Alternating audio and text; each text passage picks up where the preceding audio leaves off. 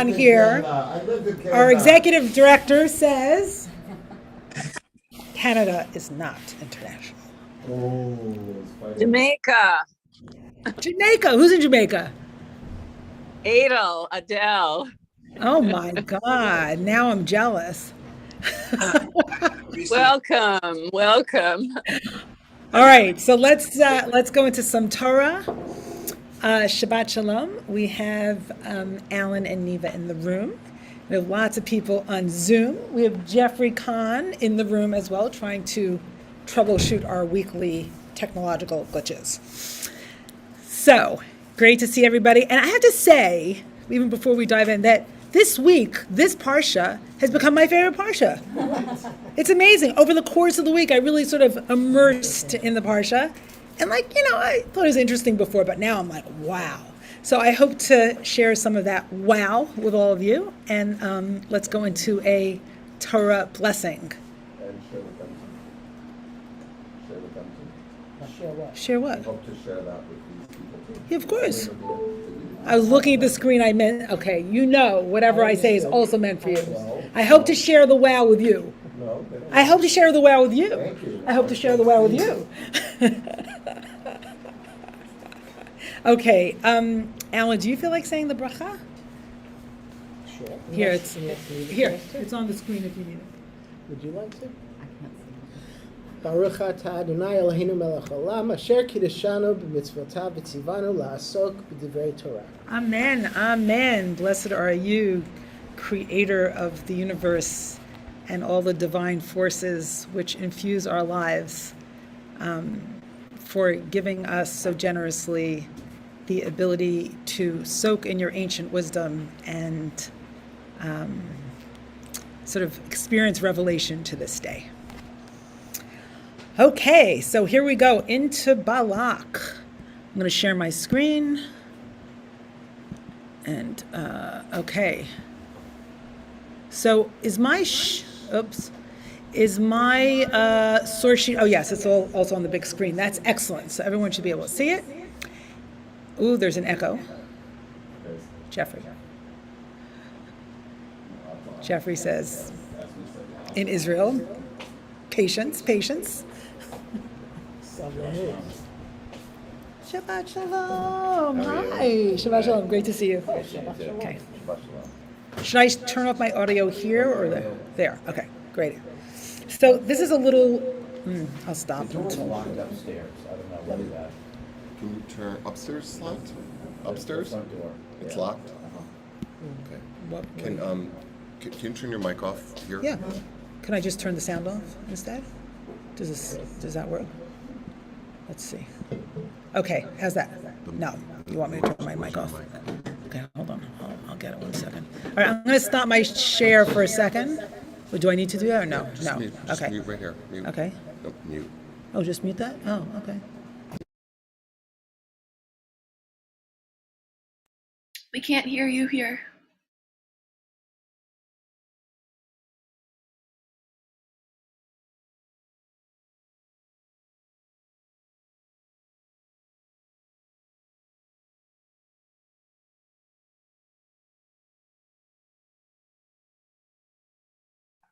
We can't hear you, Rabbi.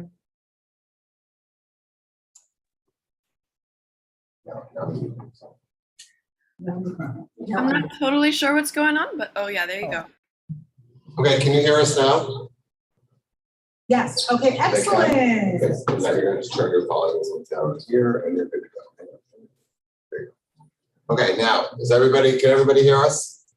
Yes. Just saying yes. It's good. Okay. Great. Yes. I wanted to start with some observations,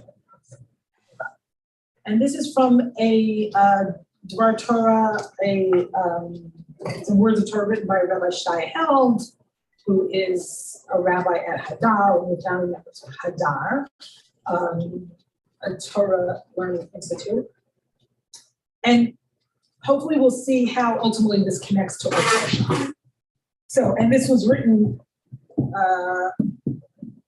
this Dvar Torah about this Parsha, even though it's the connections aren't obvious to begin with.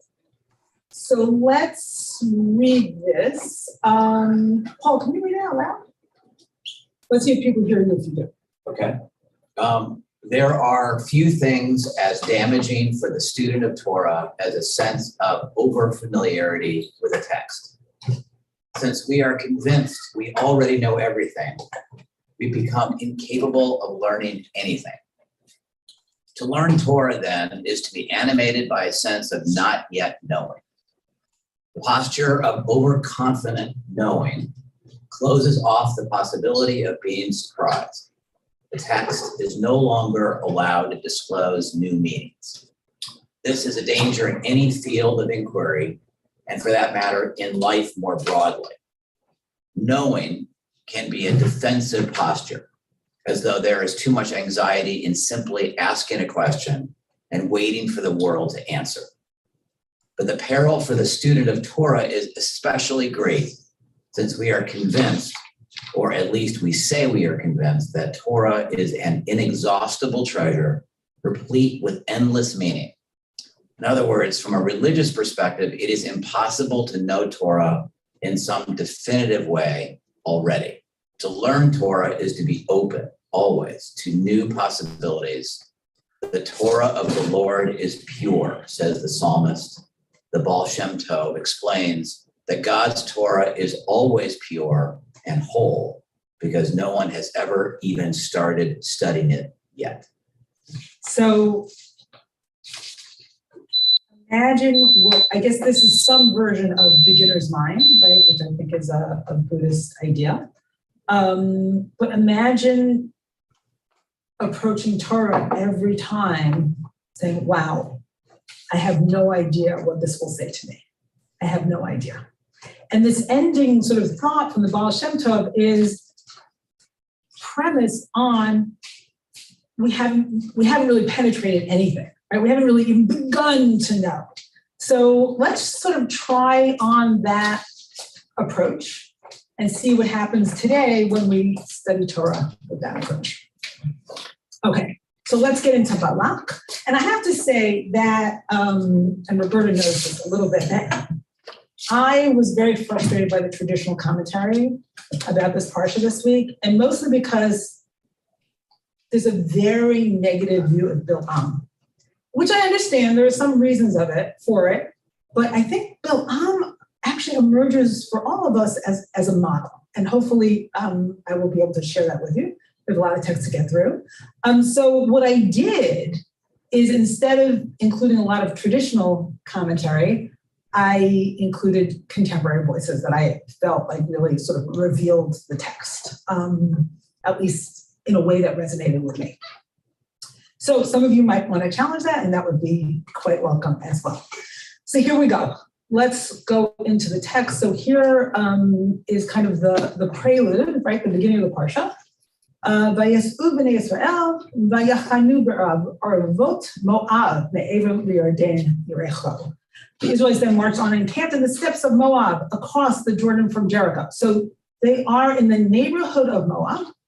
And if you recall, Moab, originally the line starts with the incestuous union of Lot and one of his daughters, right? They had two children, Moab and Ammon, I think. And Moab is considered one of the, prime enemies of Israel, and we are not allowed, it says in the Torah, Israelites are not allowed to, I don't mean we, are not allowed to intermarry with Moabites. And interestingly enough, Ruth, who's the progenitor of the Davidic line, is a Moabite. How interesting is that already, right? So here, Vaya'ar Balak ben Zippor. So Balak, the son of Zippor, sees. Now there's some version of seeing, some like nouns, verbs, by one count that I saw in Safari, 33 mentions of, occurrences of words related to seeing in this parsha. And we'll see a lot of them, okay? So here, Vayar Balak ben Zippor, kol asher asa Yisrael le'Amori. So Balak saw everything that Israel did to the Amorites, and they defeated, I think, 2 Amorite kings. Vayagam od Moab mipnei ha'am ma'od. So Moab was scared, alarmed, threatened before the nation of Israelites. Moab, a lot. Why? Ki rav hu. Now, if I'm remembering correctly, the Pharaoh was concerned that Israelites were rav and atzum, right? So there's some echoes of how the Pharaoh saw the Israelites. Vayakatz Moab mipnei Israel. So often this is translated as Moab has dread before Bnei Israel. But Vayakatz is an interesting word also because mikates or kates is like the end. So again, they're existentially threatened by the Israelites. By the way, the chat is open. Feel free to comment. If you have other understandings of Hebrew words, put them in. And if anything, you feel rises to the level of the group in terms of needs to be said, just let me know. Okay. Vayomer Moav el ziknei Midian ata yilachachu hakahal ekol sivotenu kilchoch shor gabashu ed yerek hasadeh Balak ben Zippor melech leMoav ba'et hahu. So this is a really interesting image. I'm not quite sure what sense to make out of it, but it's really evocative. Now this horde, Hakahal, that's interesting, that horde, kahal, which usually means congregation, is horde, will lick clean all that is about us as an ox licks up the grass of the field. Balak sent period. And Balak, son of Zippor, who was king of Moab at that time, sent messengers to Balaam, son of Beor and Petor, which is by the Euphrates in the land of his kinfolk, to invite him, saying, so now Balak, the king, is motivated to deal with this situation. And how does he deal with this situation? He calls on Balaam. And Balaam is kind of a prophet at large, right?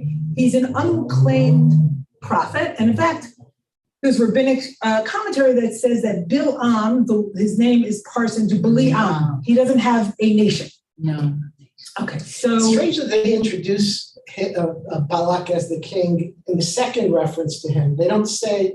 Yeah, they I noticed that. They speak as if we're supposed to know who Balak is already. Yeah. In the first sentence.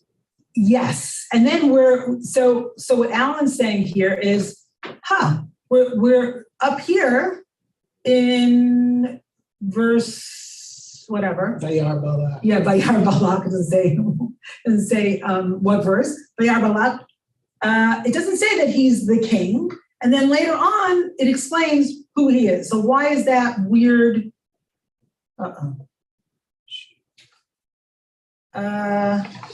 Grace, something's happening to our screen. Grace, are you there? I'm here. Yeah. Wait, I think.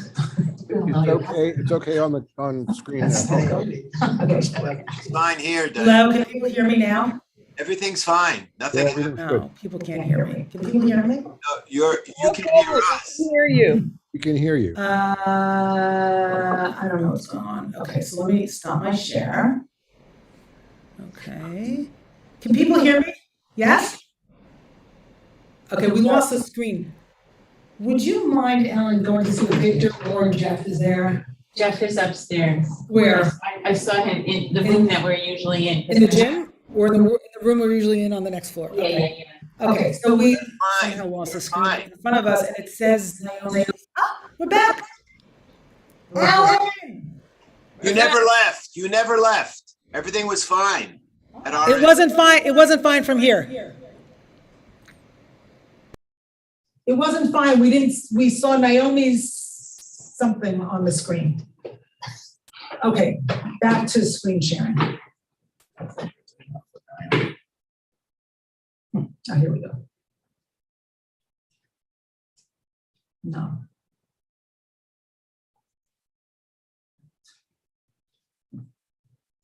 Sorry, 1 second, everybody. Where is it? It's not working. No. Sorry, I lost my source sheet. you want the printed one? No, I want everybody to be able to see it. Okay, 1 second, all right, let me close this and see if I find it. Is it? Yeah, he's right. What? Oh, the time's out. Okay, Jeff, are you still here? Time out. Because we see something funny on our screen here. Do you want me to get Jeff upstairs? Diane, you Okay, people see what they're supposed to see, fine. then I think it's okay.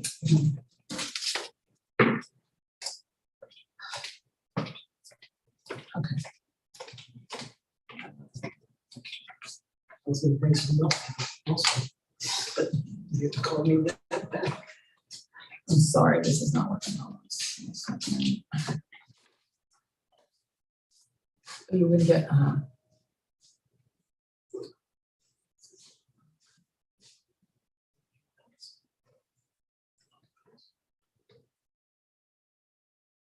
okay. I totally lost my source sheet. Okay, everybody, sorry. No, short break. People, hopefully you have the source sheet, the link to it, Rabbi, do you need me to send you the link? and you can study on your own, and I'll be right there. You know what, actually, Asher Chaim, why don't you read where I left off while I take care of this? Does that work, Asher Chaim? Rabbi Diane, would you like me to share the source sheet on my screen?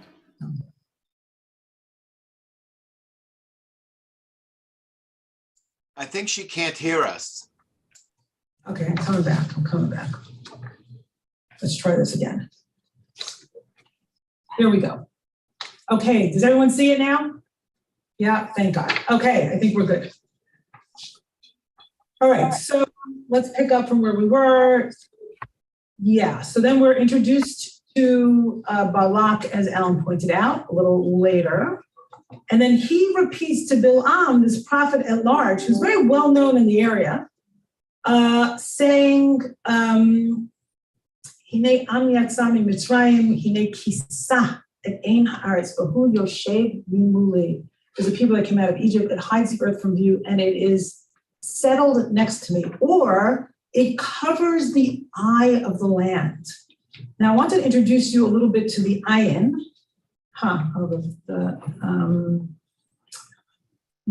Okay. The ayin, originally in Hebrew, I did a little sort of research on this, looked like an eye. And then, you know, how in ancient languages, things are much more concrete, and then they become more abstract over time. So the ayin itself looked like an eye, which is fascinating.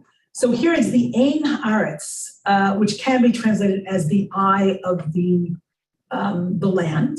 And it's interesting that that's what Balak is saying. So let's look at a little commentary about that before we go on. And this is from Emma Kipley Agman, who actually used to be a student of mine in Israel some years ago in 1998, and is now at Hillel Rabbi. And she says in this Hebrew college Dvar Torah, which you have a link for right here, she says, through the lens of his own fear, Balak dehumanizes and dismisses, while at the same time exaggerating the potential power of his perceived enemy. This is the rhetorical currency of oppressive movements throughout history, to claim at once the ultimate worthlessness and the unfathomable power of the other.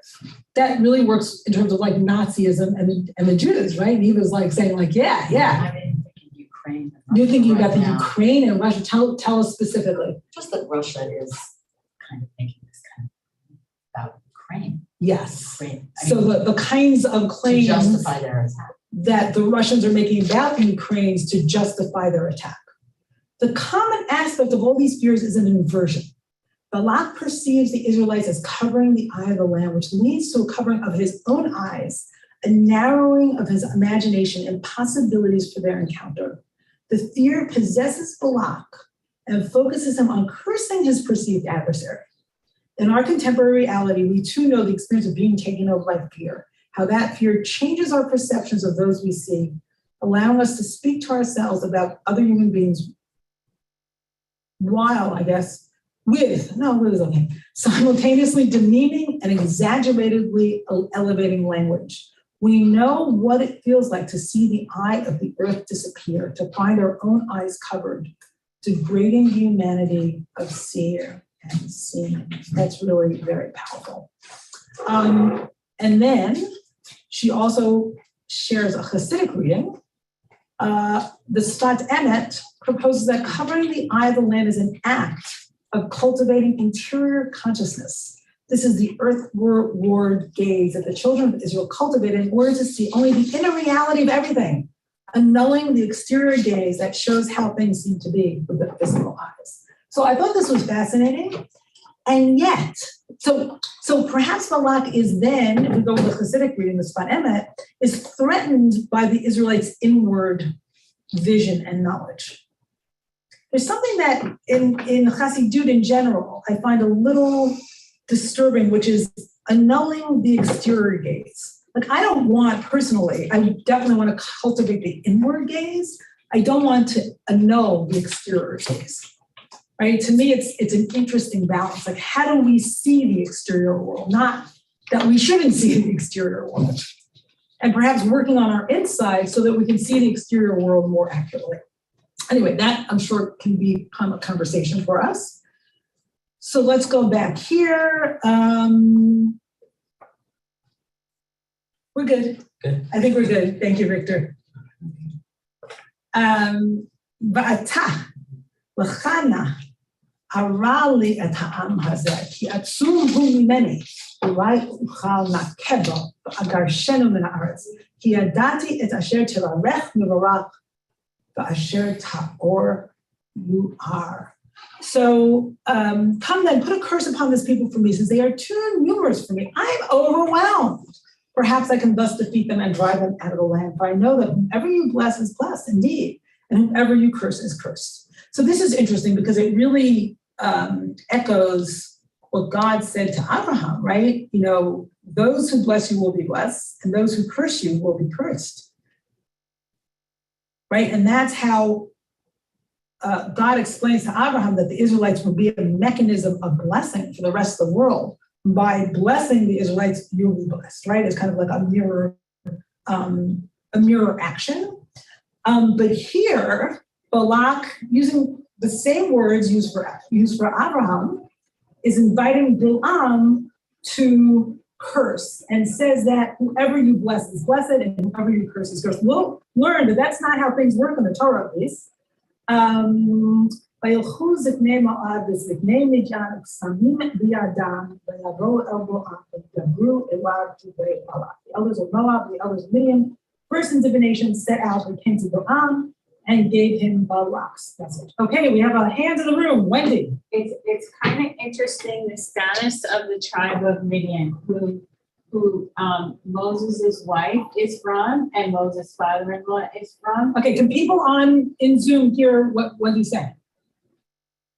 Yes, okay, great. Okay. Good. And then once Yitro leaves, that the tribe that he lived with for 40 years now becomes the enemy of the people, the children of Israel.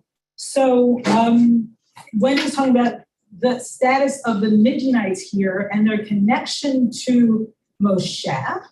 And this week, when I was studying Balak with Roberta at the JCC, and it was a partial class at the JCC, she pointed out that Balak is the son of Tzipor, which sounds like Tzipora. So maybe Balak is from that extended family of Yitro. But Tzipor means bird. Tzipor does mean bird. Right. Tzipora means bird. Right. But what Roberta was saying is that there's some kind of midrashic connection here, right? So that's really fascinating. So yes, the Midianite status seems to be ambivalent in the Torah.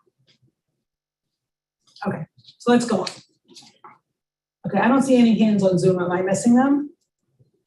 I see now hands on Zoom. Okay. All right, we're gonna do one more piece and then I'm gonna take your hands. Okay. Okay, so let's see what happens. So Bilam says to to the messengers, Balak's messengers, spend the night here and I shall reply to you as Adonai may instruct me. ויאמר להם לינו פה הלילה והשיבותי אתכם דבר כאשר ידבר אדוני אליי וישבו שרי מואב עם בלעם. So the Moabite dignitaries stayed with Balaam. So far, so good. Balaam's doing the right thing. You know, what does God have to say? And Balaam, prophet at large, non-Israelite prophet, has a connection with Yud-Heh-Vav-Heh. So that's interesting. Like Balaam knows the right God to choose in this case. Or either because this God, Yud-Heh-Vav-Heh, is the Israelite God, or because Balaam considers Yud-Heh-Vav-Heh, you know, the most powerful God. Not clear. But he also can talk to him. He's not only recognizes him as God, he has the ability. Balaam has a connection with Yud-Heh-Vav-Heh. Absolutely. Yes. So they're in conversation. Vayavo Elohim, and then Roberta actually picked this up this week, that Balaam says that he will connect with Yud-Heh-Vav-Heh, but who comes to him? Elohim. Vayavo Elohim el Balaam, vayomer mi anashim ha'ele imach. God came to Balaam and said, what do these men want of you? So Balaam says, and like, you know, this is sort of like, you know, I think about this like in the Garden of Eden where God says to Adam and Chava, to Adam and Eve, where are you? God knows where they are. God knows what these people want, right? So God is trying to sort of engage Balaam in a conversation here. How does Balaam thinking about this event? Vayomer Balaam el Elohim, Balak ben Zippor melech Moab shalach elai. So Balaam says to Elohim, Balak, the son of Zippor, the king of Moab, sent me. Hinei ha'am hayotzei miMitzrayim v'chased ein ha'aretz atah lecha kavelioto ulai uchal lihilachem bo v'gerashti. Here's the people that, so Balak, son of Zippor, king of Moab, sent me this message. Here's the people that came out from Egypt and hides the earth from view. Come now and curse them for me. Perhaps I can engage them in battle and drive them off. So Elohim says to Balaam, no, you can't go with them. And this is an echo. You'll see a lot of echoes from the Abraham story. God says to Abraham, go, lech lecha, and here's lo telech, you will not go. Lo ta'or et ha'am, you cannot curse his am, ki barachu, because it is blessed. So I think what Balaam is saying, God is saying here, you can't curse this people because they are essentially and fundamentally blessed. That's their nature, right? It's like you can't turn water into stone. It's water. It's ki barachu. Vayakam Balaam baboker vayomer el sarei Balak lechu el artachem. So Balaam gets up in the morning and says to the servants of Balak, go back to your land. Lechu el artachem. Ki me'ein Adonai latiti lahaloch imachem. Because God refuses to give me permission or to give me to let me go with these people, which is really interesting because it almost feels to me a little bit childlike, and we'll see more about Balaam's childlikeness. Like, God's not going to let me go with you. Like, meaning I really want to go with you, but God's not. That's how I'm reading it. God's not God's not letting me have this candy. Vayakumu sarei Moab vayavo el Balak vayomru me'en Balaam haloch imanu. So the sarei, the messengers of Moab, came to Balak and said, Balaam refuses to go with us. Vayosef od Balak shaloch sarim rabim v'nechbadim me'ele. So Balak sent more messengers and more honored than the previous ones, right? So Balak is a strategist, right? He really wants Balaam to say yes. Vayavo el Balaam, and they came to Balaam. Vayamru lo kol amar Balak ben Zippor al na timana mehaloch elai. So they came to Balaam and they said, don't prevent yourself from going with us. Ki kabed achadedcha ma'od. We will give you great honor. Or kabed akabed could also mean we're going to give you great stuff. V'chol asher tomar elai e'eseh. And everything, and I will do anything you ask of me. Got it. Now go curse this nation, Ha'am Hazeh, right? Not even calling it by name. Vayan Bilam Vayomer Elav De Balak Im Yitain Li Balak V'lo Beito Kesef V'Zahav Lo Chala Bor Pi Adonai Elo Haila Asok Hana Ogdola. So Bilam says the right thing. Go Balak were to give me his house full of silver and gold. I could not do anything, big or little, contrary to the command of Adonai, of my God Adonai. That's interesting. My God Adonai, right? V'atashvu na v'zeh gam atam halayla ve'ed'ah ma Yosef Adonai daber imi. So Bilam says, so you stay here overnight and let me find out what else God Yud-Heh Vav-Heh may say to me. So that's interesting, because now Bilam is going to tricky territory. God already said no. So what do you do? Wait here overnight and see what else? It's again, it feels very childlike in the sense that, like, let's see, daddy, mommy told me no, but let me ask again and see what happens, right? That's how I'm reading it, at least. Okay. So that night, so that night, God, now again, we've moved to Elohim, came to Bilam in the night,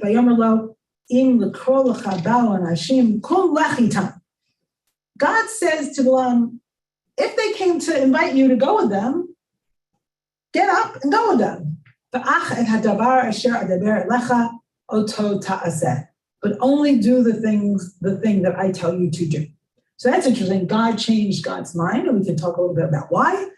And Bilam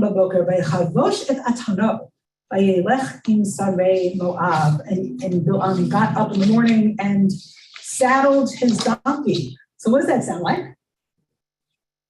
Got up in the morning, saddled his donkey. Abraham, vayelech im sarei Moab, and went with the servants of Moab. So the differences here are also instructive between this and the Abraham story, the Akedah, the Bani Isaac, which is vayashkem baboker. So Abraham gets up very early in the morning, and Bilam just gets up in the morning.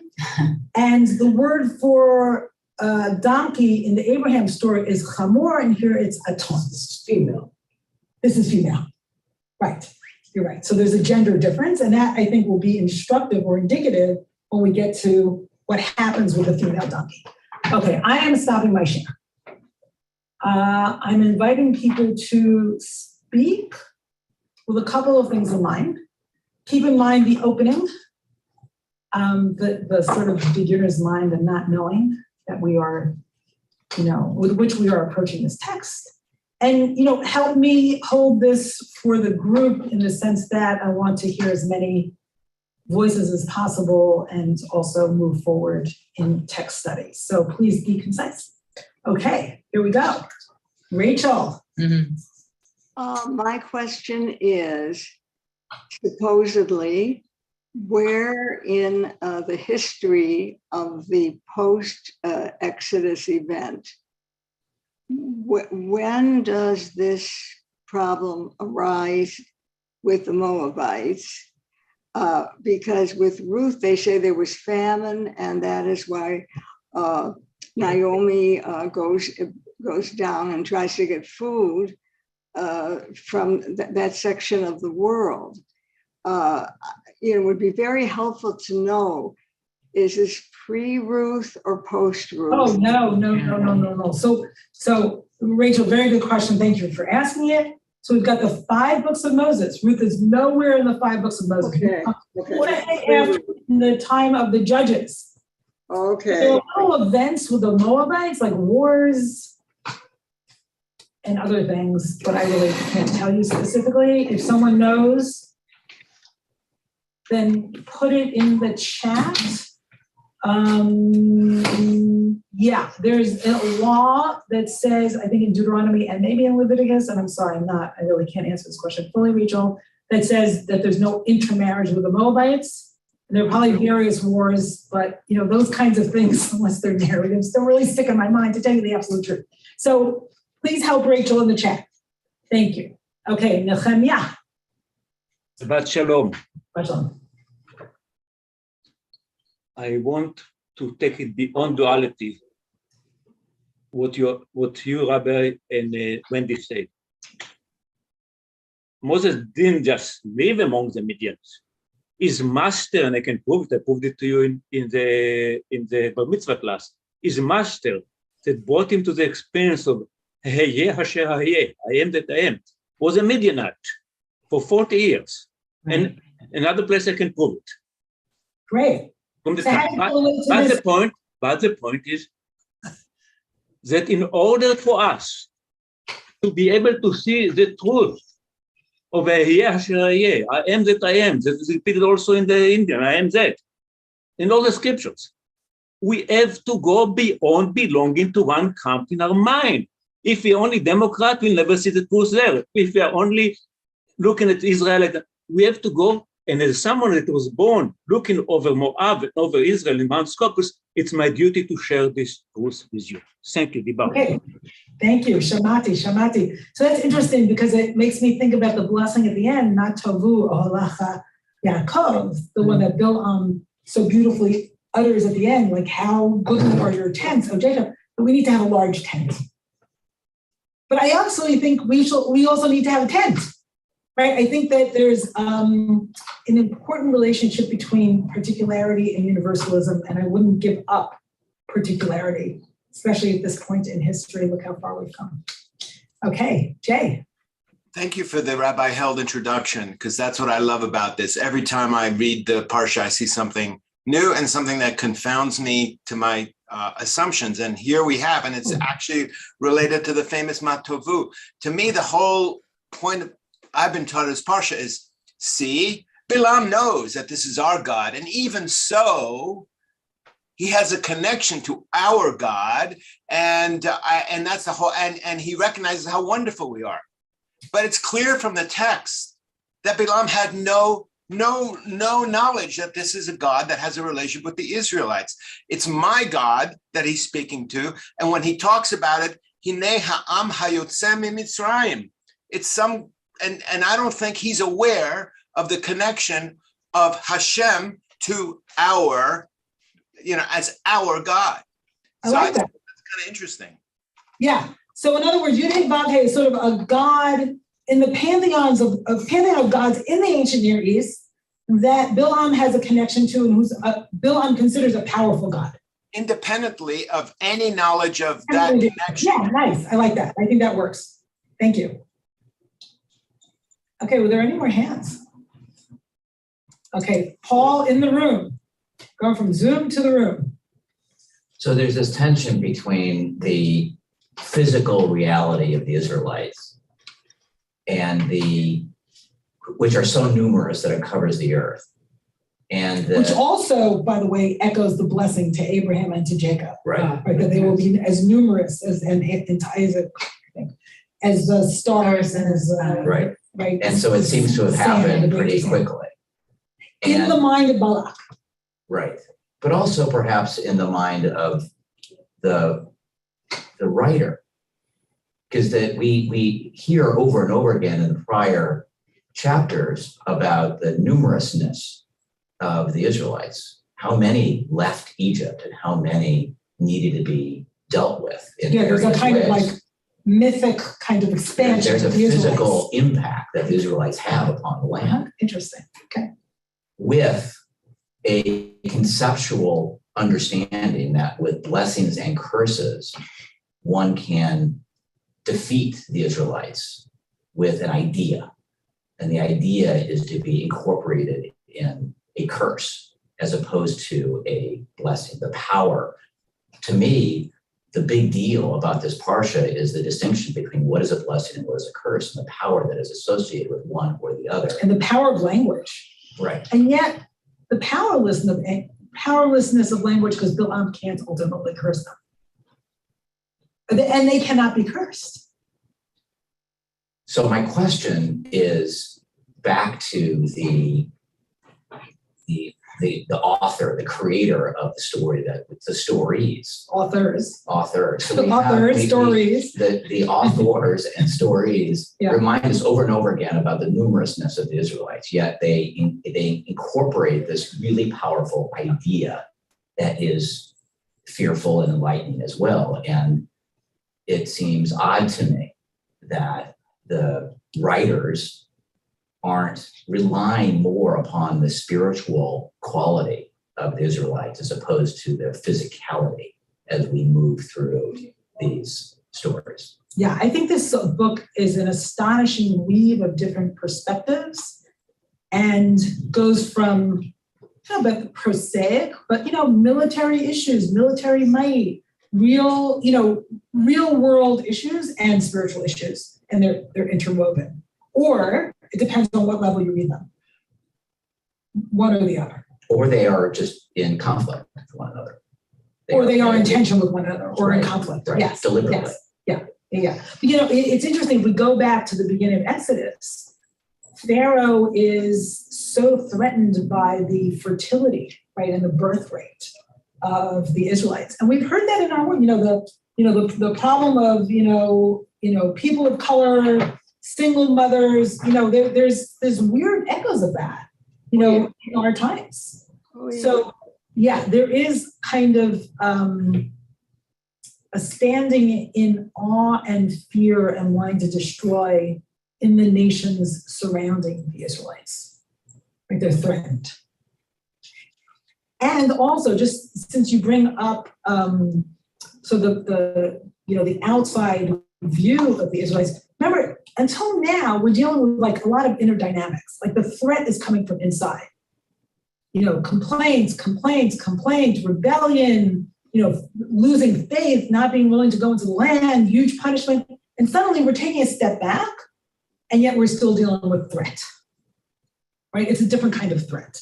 So it's almost like, in the whole book of Numbers, we're sort of fending off these various threats to the Israelite history. And in every book of the Torah, there's a fundamental threat to continuity, and yet somehow we regain our footing. Okay, I'm gonna go on. I'm gonna share my screen, and I will take comments after this.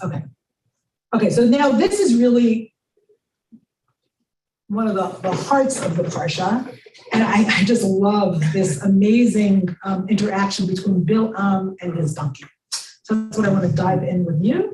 Asher Chaim, do you feel like reading just so people can hear a different voice and I can save my voice a little bit? Are you there? Section 6. Section 6. With translation or back and forth? With translation. Vayiharaf Elohim ki holechu.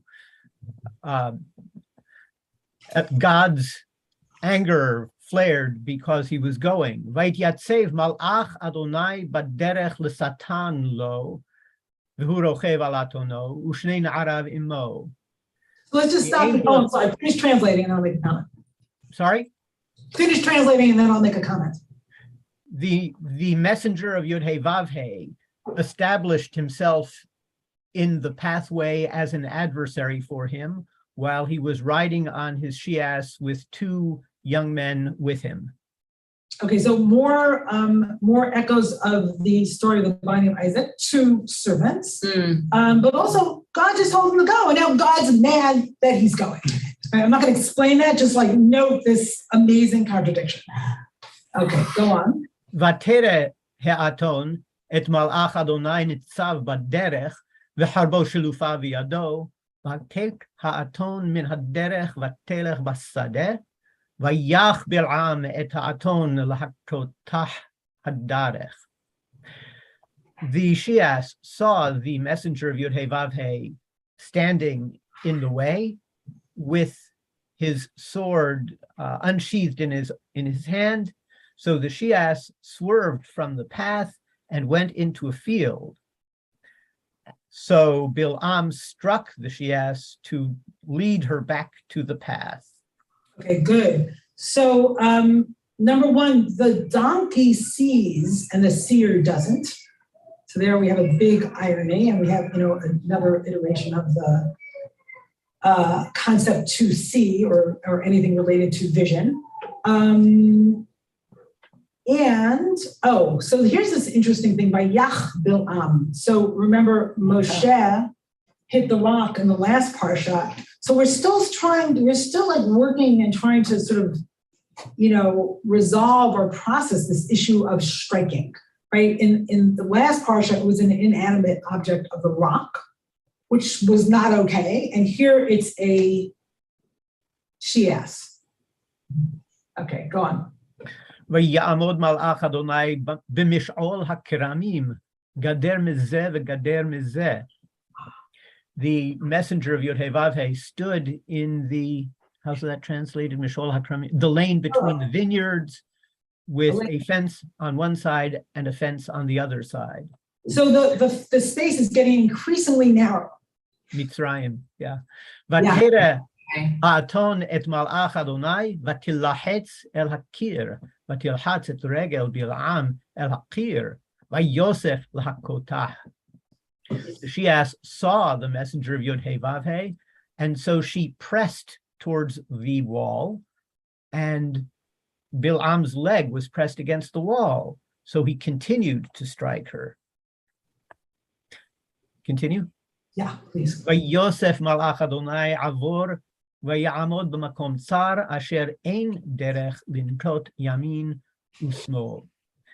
The messenger of Yod-Heh-Vav-Heh continued passing and stood in a very narrow place where there was no way to go around or to swerve right or left. ותרא האתון את מלאך אדוני ותרבץ תחת בלעם. ויחרעב בלעם, ויח את האתון במקל. The Shias saw the messenger of Yod-Heh-Vav-Heh, and she crouched down beneath Bil'am. Bil'am was furious and struck the Shias with a stick. ויפתח אדוני את פי האתון, ותאמר לבלעם, מה עשיתי לך? כי הכתני זה שלוש רגלים. Yod-Heh-Vav-Heh opened the mouth of the Shias, so she said to Bil'am, what have I ever done to you that you've struck me, these three regalim, these three occasions? ויאמר בלעם לאתון, כי התעללת בי, לו יש חרב בידי, כי עתה הרגתיך. Bil'am nonchalantly responds to the talking Shias, because you were mocking me. If only I had a sword in my hand, oh, I would have killed you. ותאמר האתון אל בלעם, הלא אני אתונך אשר רכבת עלי מעודך עד היום הזה, אז כן הסכמתי לעשות לך כה? ויאמר, לא. The Shias said to Bil'am, am I not your Shias? You've ridden on me since you were a wee tad. Till this day, have I ever done you wrong for you to do this to me? And Bil'am said, I guess not. So I love that the donkey is calling upon the testimony of their long relationship. Right? Like, don't you know me? Like, haven't I treated you well and served you well all these years? Yeah, with the sidebar of who's keeping whom on the right path all these years. Yeah, nice. ויגל אדוני את עיני בלעם, וירא את מלאך אדוני ניצב בדרך, וחרבו שלופה בידו, ויכול וישתחווה לאפיו. Yod-Heh-Vav-Heh revealed the eyes of Bil'am, so he could see the messenger of Yod-Heh-Vav-Heh standing there opposing him in the path with his sword unsheathed in his hand. Bil'am bowed and scraped down to the ground. ויאמר אליו מלאך אדוני, על מה הכית את אתונך זה שלוש רגלים? הנה אנוכי יצאתי לשטן, כי יראת הדרך לנגדי. The messenger of Yod-Heh-Vav-Heh said, why did you strike your Shias these three occasions? Behold, I had come out to be your adversary, because Yarak Haderech, the path was obnoxious to me. Vatirani haton baket lefanai ze shalosh regalim, ulai natata mipanai, ki ata gam otcha haragti ve'otah hehayeti. The Shia saw me and swerved around me these three regalim, these three occasions. If she had not swerved away, I would have killed you and spared her. ויאמר בלעם אל מלאך אדוני, חטאתי, כי לא ידעתי, כי אתה ניצב לקראתי בדרך, ועתה אם רב עיניך שובה לי. Balaam said to the messenger of Yod-Heh-Vav-Heh, I have sinned because I didn't know that you were standing there opposing me in the path. And now, if it's not good in your eyes, I'll go back. Good. So again, the irony of the seer who doesn't see and the donkey who does. And I wanted to read this from Rabbi Tyler Dratch, who says there are numerous ways we are being asked as a society to turn away from our journey and move toward cursing and oppression. Luckily, there are also signs showing us the ways to turn back. We have been pressured in subtle ways and at times less subtly to ignore the signs of injustice we see, to look at someone in need and then avert our eyes, to see the forest fire in the distance and continue playing golf. Perhaps we can learn Torah this week from the donkey. What might it mean to investigate our own discomfort and fear and find the ways our bodies tell us to turn aside and make new choices?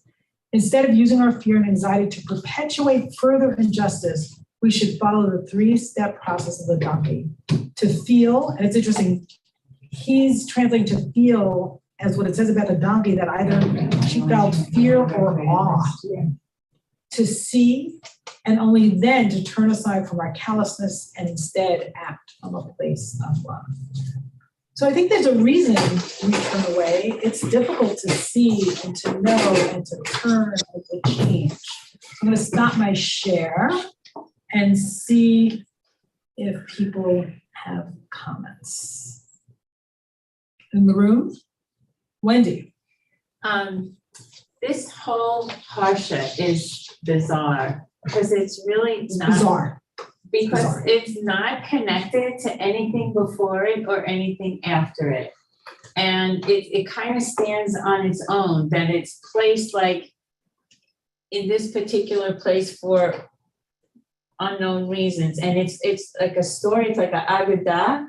It's like It's like a legend. It's like a fairy tale. Right, an Agadah and the Torah would be really unchanged if it was removed. If you took this one parsha out, the Torah really would be almost unchanged. So why is it that it was decided to put this Agadah or this legend in the Torah in this particular place? So Wendy's asking, what is this strange story doing here? And it's not part of a larger narrative. So what's going on? So I would say a few things. I think it is connected to the parsha beforehand. And I think it's connected to the parsha beforehand by, as I indicated before, by hidden. Jay is saying Torah is not only a narrative. That's absolutely true. So that's number one.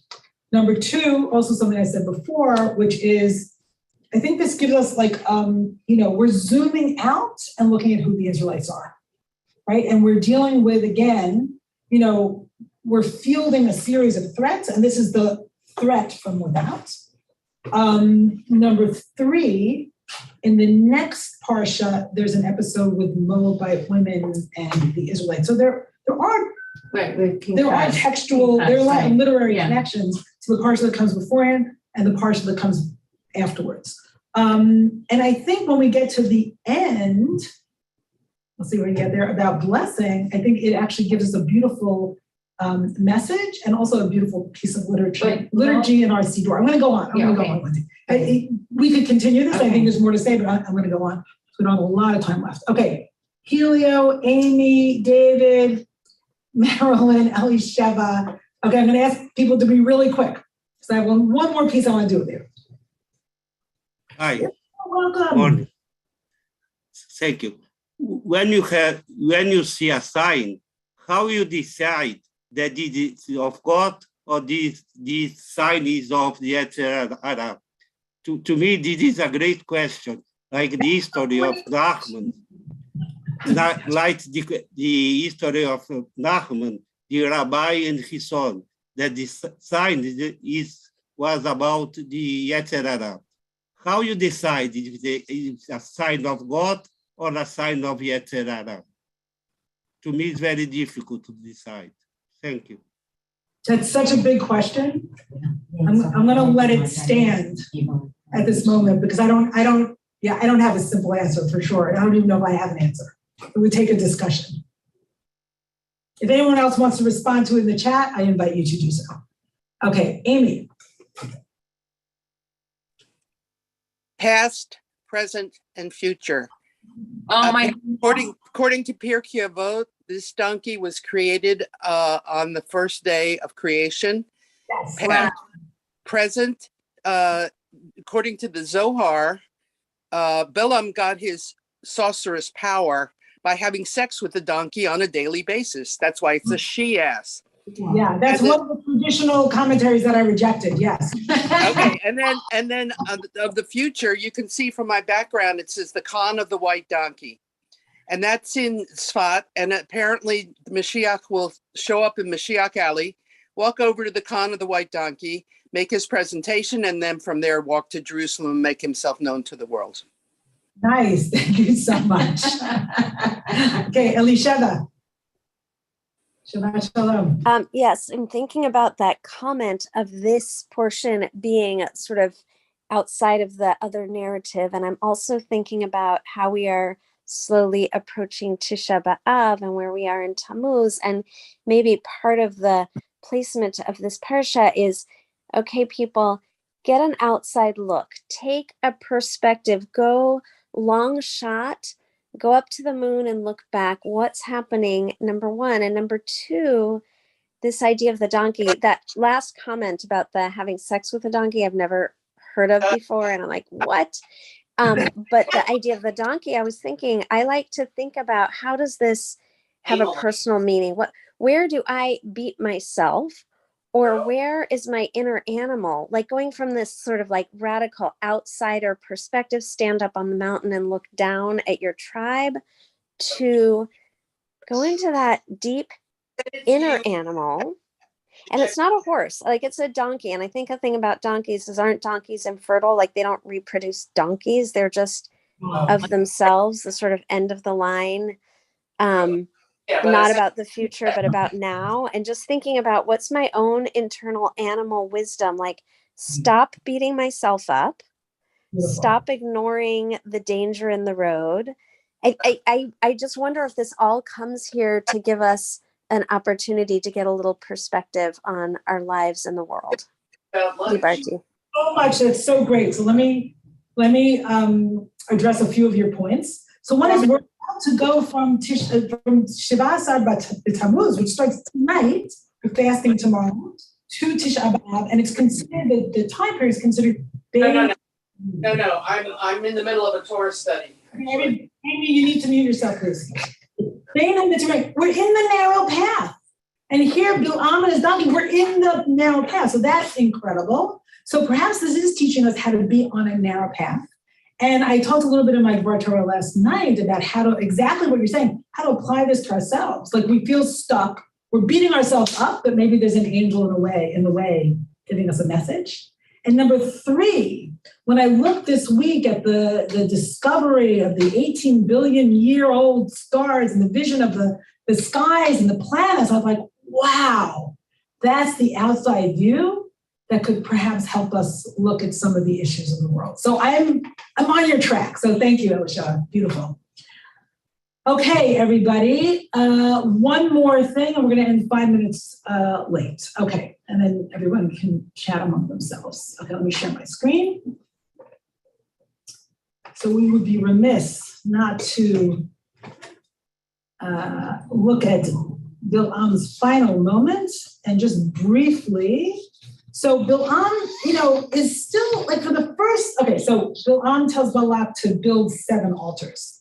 And Bilam and Balak are still sort of engaging and sort of manipulate. I read as manipulation and trying to get what they want. And then finally, in the 7th blessing, Bilam does not engage with Balak and instead turns to see the wilderness, which is really interesting. And it says here, so we start off the seventh blessing, the Vayan Bilam Kitov. Wow. Now Bilam sees that it is good. So this is an echo of creation and God seeing that the world is good. But Bilam sees that it is good. Be'enei Adonai, in the eyes of God. So Bil'am is seeing with kind of divine vision now, as a seer should, Livarech Israel, to bless Israel, below halach tepam b'fam, l'krat nechashim. And did not, as on previous occasions, go in search of omens or snakes, right? Nechashim. Vayashet el hamidbar kamav. Turns to see the wilderness. What a beautiful image. So instead of turning to Balak, turns to the wilderness. And the wilderness, the Midbar, of course, is the place from which we receive Torah, and we're sort of, Israel's informed in that crucible of the wilderness. And Bilam looked up and saw Israel encamped tribe by tribe. And Aviva Zornberg says, finally Bilam enters into this I-thou relationship. You're really seeing Israel for who they are, right? And in their sort of tribe by tribe, they're a whole, but they also have distinctions. But he alav ruach Elohim, and upon him, fell the spirit of Elohim, or upon him came the spirit of Elohim. V'yisah mishalo, v'yomer ne'um Bilam b'no be'or, u'ne'um hagever shetum ha'ayin. So we're back to the ayin, the eye. Taking upon his theme, he said, word of Bilam, son of Beor, word of the man whose eye is true. Ne'um shomea imri el, word of the one who hears God's speech, who beholds visions from the Almighty. Achazet shadai yachazet, nofel gelui einayim, who beholds visions from the Almighty, prostrate, fallen, but with eyes unveiled. And the same language that's used from before, that Bilam's eyes, had a kind of were revealed or uncovered. And here's the kicker, right? Here's the blessing that we all live with now every morning. Ma tovu alecha Yaakov mishkanotayach Israel. How fair are your tents, O Jacob, your dwellings, O Israel. So let's leave that there.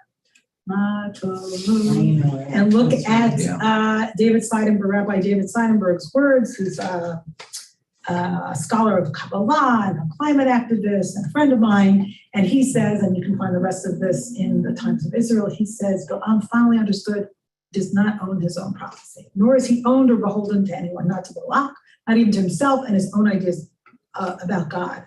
Now it says, he lifted his eyes and saw all Israel dwelling by tribes. And although the text doesn't say it outright, it implies dwelling in tents in the wilderness. The people has made itself like wilderness, or rather God has led them to becoming like wilderness. What does that mean? So Rabbi Seidenberg says, wilderness is also paradoxical. Even though the Midbar is open to all people and to all creatures, it remains a place that is inaccessible because it lacks the necessities of civilized life. But God has provided those necessities during the years of delay, allowing the Israelites to fully embrace making themselves hefker, unowned. God has also been a participant in the wandering, dwelling in a decidedly temporary shack, even if it be covered by the finest woven curtains. Now Bilam makes himself ready to enter that experience, to venture, even if only for a moment, into a realm where being a prophet will bring him no status, no reward except the beauty and joy of living in truth. Which I think takes us right to the beginning, which is Shai Held's words about learning Torah. We're kind of in a wilderness of unknowing.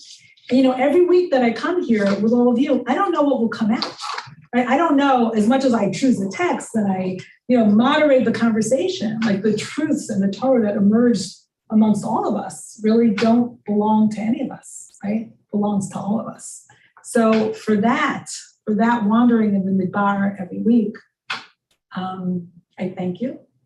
And I want to bless all of us for being able to navigate this wilderness in a spirit of unknowing and discovery and awaiting revelation while not losing our sense of purpose.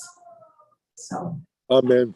Shabbat shalom. Shabbat shalom. What was that question? Shabbat shalom.